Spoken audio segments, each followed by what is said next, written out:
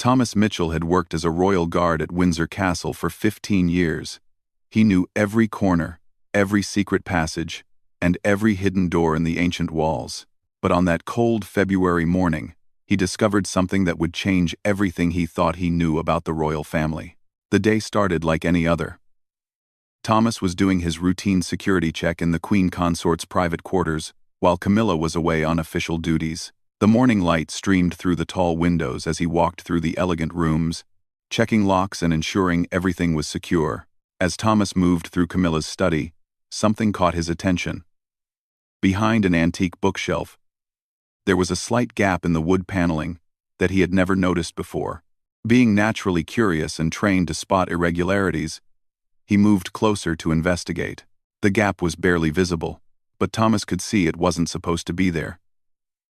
He gently pushed against the panel, and to his surprise, it moved slightly. His heart began to race as he realized this might be some kind of hidden compartment. Thomas looked around the room to make sure he was alone.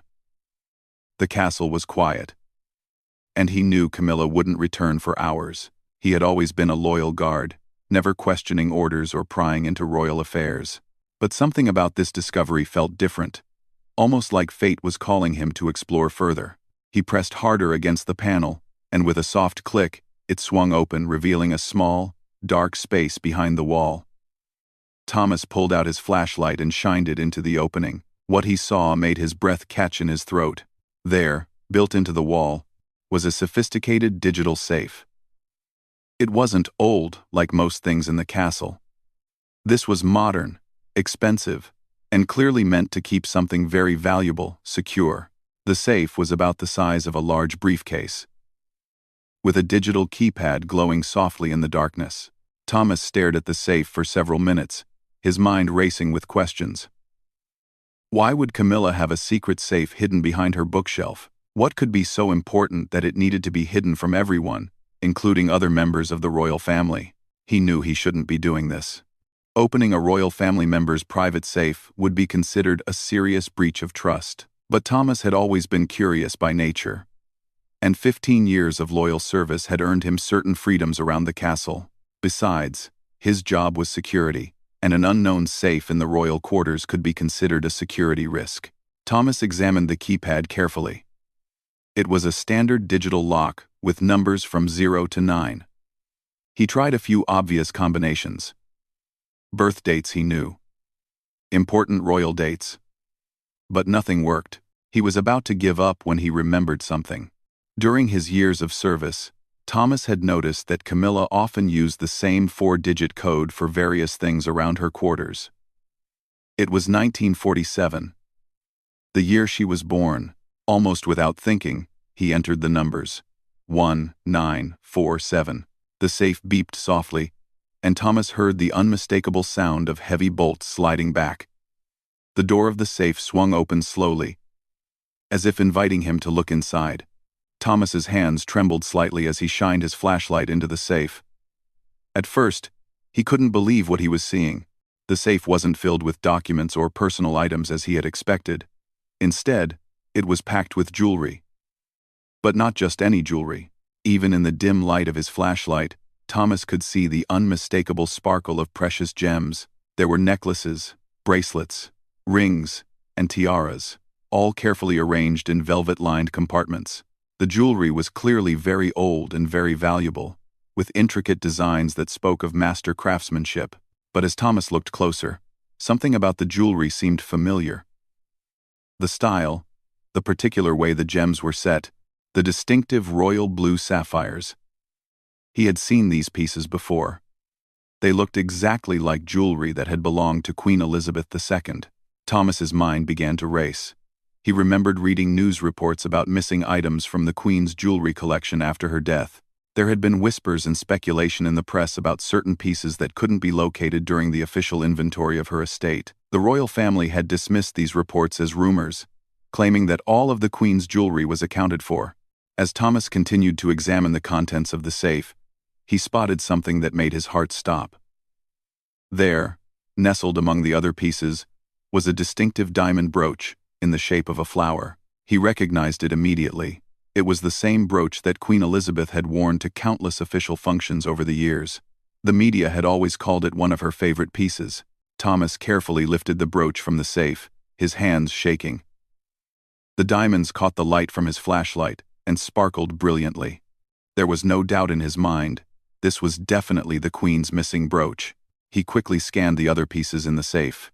There was a sapphire necklace that he remembered seeing the Queen wear to state dinners, a pair of emerald earrings that had been featured in countless photographs, and several other pieces that he was certain belonged to the late Queen's personal collection. The implications of this discovery hit Thomas like a thunderbolt. If these were indeed the Queen's missing jewels, how did they end up in Camilla's secret safe? Had Camilla taken them without permission? Were they gifts that hadn't been made public? Or was there something more sinister going on? Thomas stood frozen in the study, holding the diamond brooch and staring at the open safe. His entire world had just been turned upside down. For 15 years, he had believed in the integrity and honor of the royal family. Now he was faced with evidence that suggested one of them might have taken jewelry that rightfully belonged to the crown. The weight of his discovery pressed down on him. He knew that whatever he decided to do next would have consequences that reached far beyond his own life. The royal family, the monarchy itself, could be affected by what he had found in this hidden safe. As Thomas carefully placed the brooch back in the safe, his mind was already working through his options. He could pretend he never found the safe and continue with his duties as if nothing had happened. He could report his discovery to his superiors and let them handle the situation. Or he could investigate further and try to understand the truth behind these missing jewels. The morning sun continued to stream through the windows of Camilla's study, but Thomas felt as if a dark cloud had settled over Windsor Castle. Nothing would ever be the same again. Thomas spent the rest of that day in turmoil. He went through his regular duties mechanically, checking security cameras and patrolling the grounds, but his mind kept returning to the hidden safe and its glittering contents. By evening, he had made his decision. He needed to know more about what he had discovered. That night, Thomas couldn't sleep. He lay in his small apartment in the castle staff quarters, staring at the ceiling and thinking about the jewelry in Camilla's safe. He had always prided himself on being observant, and now he tried to remember everything he could about the Queen's jewelry collection and the circumstances surrounding her death. The next morning, Thomas decided to do some research. During his lunch break, he visited the castle's extensive library, which contained decades of royal photographs and official records. He pulled out photo albums from Queen Elizabeth's final years and began studying them carefully. What he found confirmed his worst fears. Photograph after photograph showed the Queen wearing the exact pieces he had seen in the safe. The diamond flower brooch appeared in pictures from her final Christmas broadcast. The sapphire necklace was visible in photos from Prince Philip's memorial service. The emerald earrings sparkled in images from her last official portrait. Thomas made careful notes, cross-referencing the photos with dates.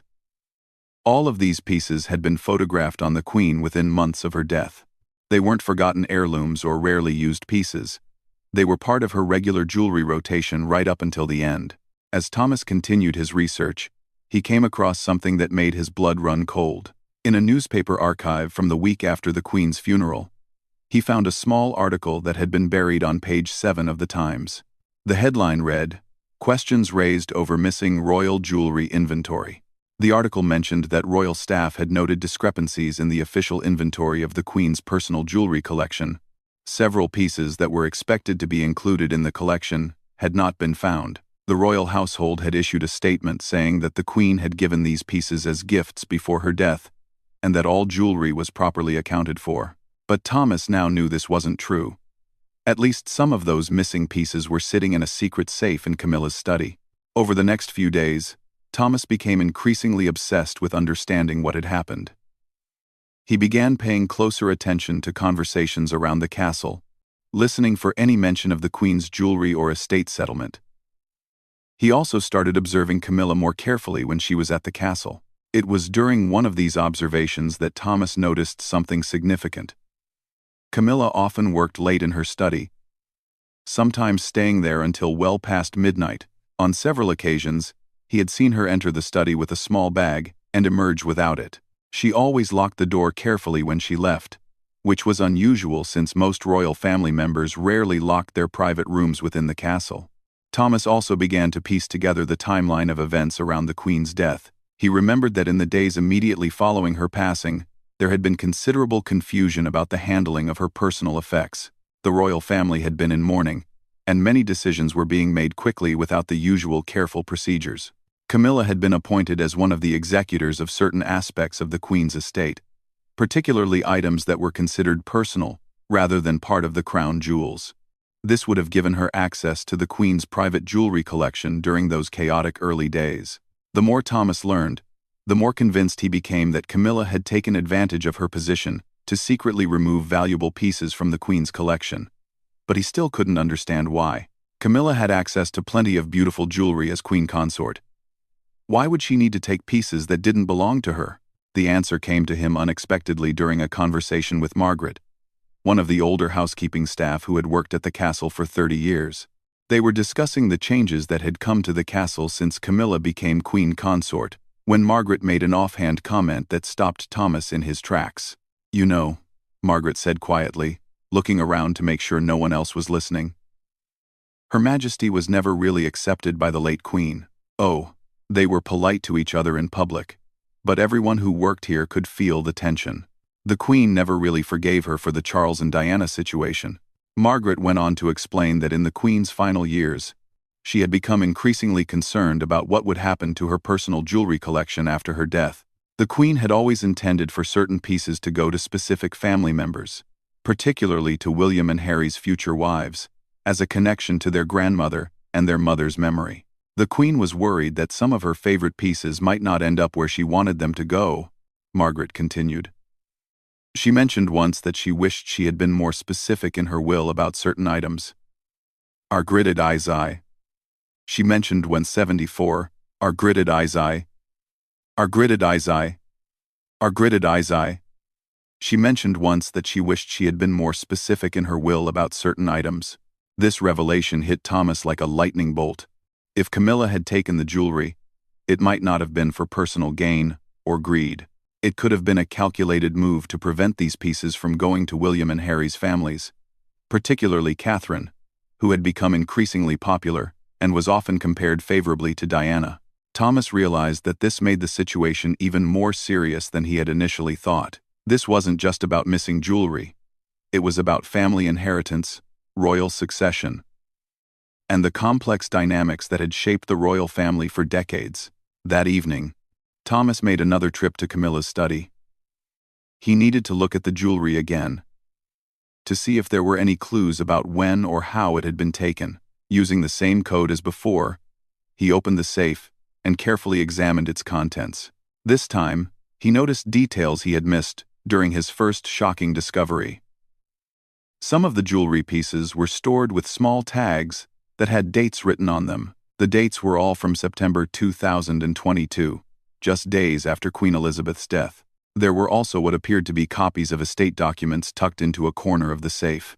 Thomas carefully extracted one of the documents and read it by flashlight. It was a partial inventory list of the Queen's jewelry, with several items marked as location unknown or requires further investigation. All of the items marked this way corresponded exactly to the pieces in the safe. As Thomas studied the document, he realized he was looking at evidence of a systematic cover-up. Someone had deliberately marked these pieces as missing on the official inventory to hide the fact that they had been taken. The dates on the tags suggested that Camilla had removed these pieces from the Queen's collection within days of her death, during the confusion of estate settlement. But the most shocking discovery was yet to come. At the bottom of the safe, hidden beneath the jewelry, Thomas found a small digital recorder. His hands trembling, he picked it up and saw that it was the type of device often used for creating voice memos. Thomas pressed the play button, and Camilla's voice filled the small space behind the bookshelf. The recording was dated just 2 weeks after the Queen's funeral. "Personal memo," Camilla's voice said clearly. "I have secured several pieces from mother-in-law's collection that she specifically mentioned should not go to certain family members. She may have felt differently near the end, but I remember her concerns about these pieces falling into the wrong hands. I am keeping them safe until a more appropriate time for distribution can be determined. Charles doesn't need to know about this decision right now, given everything else he's dealing with. The recording continued for several more minutes, with Camilla detailing her justifications for taking the jewelry and her plans for eventually distributing some pieces to royal charities while keeping others in secure storage. She mentioned specific concerns about Catherine's growing influence and popularity, and her fear that giving Diana's former mother-in-law's jewelry to Catherine would create symbolic connections that could overshadow Camilla's own role. Thomas sat in stunned silence as the recording ended. He now had not just the missing jewelry, but also a recorded confession of sorts from Camilla herself. The implications were staggering. If this information became public, it could cause a scandal that would rock the royal family to its core. As he carefully returned everything to the safe and closed the hidden panel, Thomas realized that he was now in possession of one of the biggest royal secrets in recent history. The question that haunted him as he left the study was no longer what had happened to the Queen's missing jewelry. It was what he was going to do with this explosive knowledge. For 2 weeks after discovering the recording, Thomas carried the weight of his secret like a stone in his chest. He went through his daily routines at the castle, but everything felt different now. Every time he saw Camilla, every time he heard discussions about the royal family's public image, every time someone mentioned Queen Elizabeth's legacy, he thought about what he knew. Thomas found himself studying the other staff members, wondering if anyone else knew about the hidden safe. He watched for signs, subtle clues that might indicate others were aware of what had happened to the missing jewelry. But everyone seemed to go about their business normally, treating Camilla with the same respect and deference they had always shown. The turning point came when Thomas overheard a conversation that changed everything. He was cleaning a window in a hallway near the main reception rooms when he heard Prince William talking quietly with his private secretary about an upcoming charity auction. Catherine was hoping to wear grandmother's sapphire necklace to the gala, William was saying. She thought it would be a meaningful tribute, especially since the charity was one of grandmother's favorites. But we can't seem to locate it anywhere in the official collection. The private secretary's response made Thomas's heart sink. I'm sorry, sir. That piece is listed as one of the items that can't be accounted for after the estate inventory. The assumption is that Her late Majesty gave it away privately before her death. Thomas watched through the window as William's face fell with disappointment. That's odd, the prince said. Grandmother wore that necklace to my wedding. It seems unlike her to give away something with such family significance without mentioning it to anyone.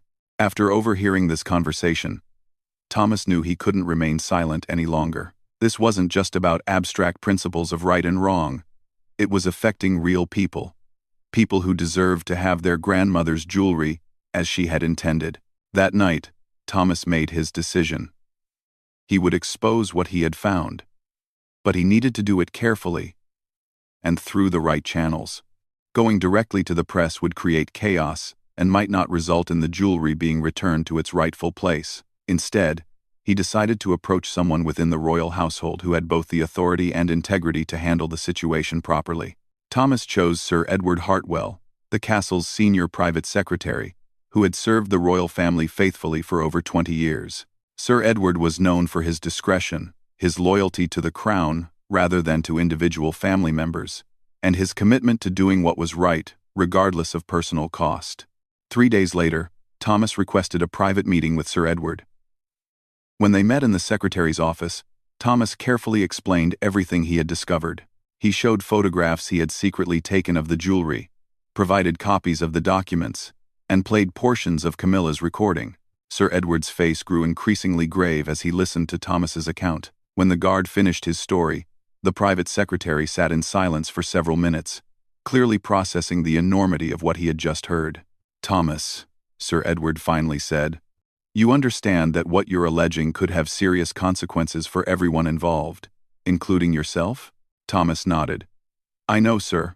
But I also know that the late Queen's jewelry belongs to the royal family, not to any one person, and I think she would want Prince William and Prince Harry to have access to pieces that were meaningful to her.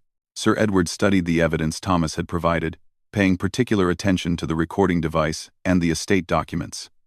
After another long silence, he made his decision. "I need to investigate this further before any action can be taken," Sir Edward said. "I want you to show me this safe personally. And I want to verify that everything you've told me is accurate. If it is, this matter will need to be handled at the highest levels of the royal household." That evening, under the cover of darkness, Thomas led Sir Edward to Camilla's study.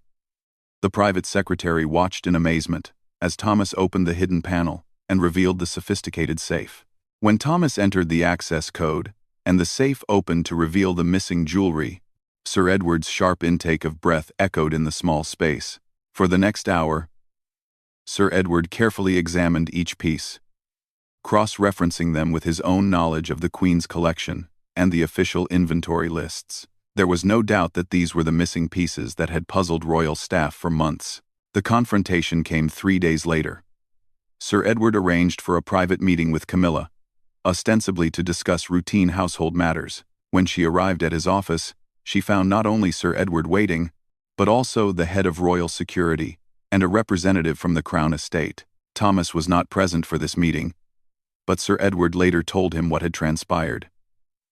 When confronted with the evidence, Camilla initially denied everything. She claimed she had no knowledge of any missing jewelry or hidden safe. But when Sir Edward played portions of her own recorded confession, her defense crumbled.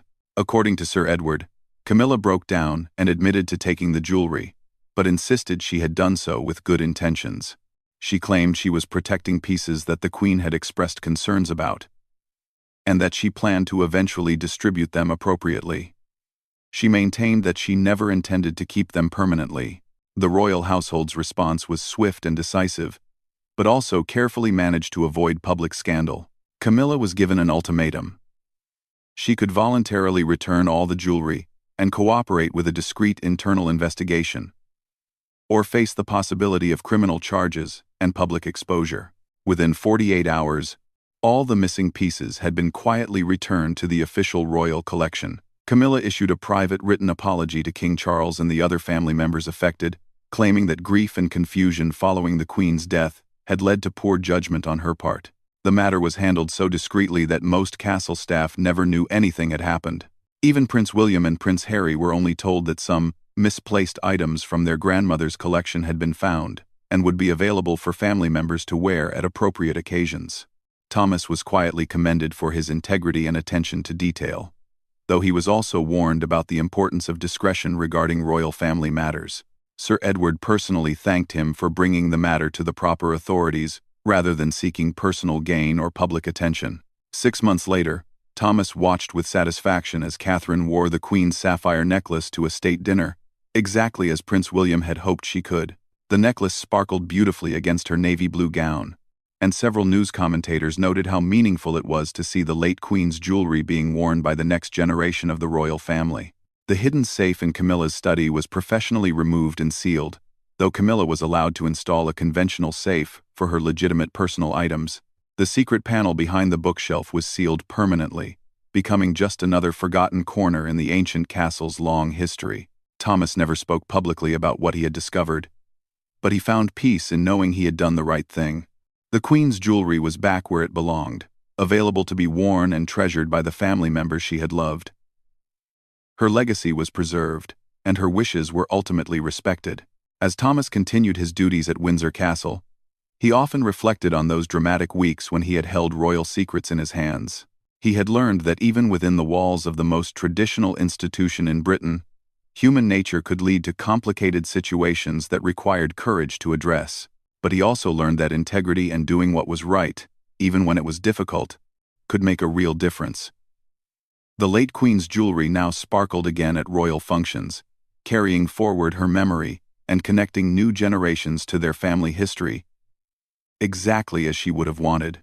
The case of the missing royal jewelry was officially closed, but for Thomas, it remained a reminder that sometimes the most important discoveries happen when we're simply doing our job, with honesty and attention to detail. In a world of grand palaces and ancient traditions, it had been his commitment to basic integrity that had made all the difference.